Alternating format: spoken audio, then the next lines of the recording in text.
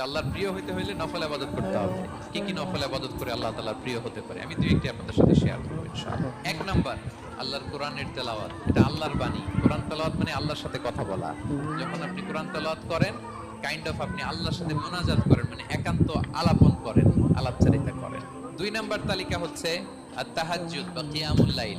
দুই রাকাত করে মাঝরাতে যে সালাতটা বিষ্ণু সাল্লাল্লাহু আলাইহি ওয়াসাল্লাম পড়তেন, এটাকে বলে কিয়ামুল লাইল বা তাহাজ্জুদ। তিন নাম্বার মাধ্যম হচ্ছে বেশি বেশি আল্লাহ তাআলার কাছে চাওয়া, মানে আদ-দুআ, দোয়া করা। বিষ্ণু সাল্লাল্লাহু আলাইহি ওয়াসাল্লাম বলেন আদ-দুআউ মুখুল ইবাদা। দোয়া হচ্ছে ইবাদতের নির্যাস। আল্লাহর কাছে চাইলে আল্লাহ খুশি হয়, না চাইলে আল্লাহ বেজার হয়। বিনয়ের সাথে চাইতে হবে, চোখের পানি ছেড়ে চাইতে হবে, চাওয়ার মতো চাইতে হবে। চাওয়ার মতো চাইলে আল্লাহ দেয়। আল্লাহ তাআলা আমাদের সবাইকে তার প্রিয় ভাজন বান্দাদের তালিকায় অন্তর্ভুক্ত করে নিক। আমরা সবাই পড়ি আমিন।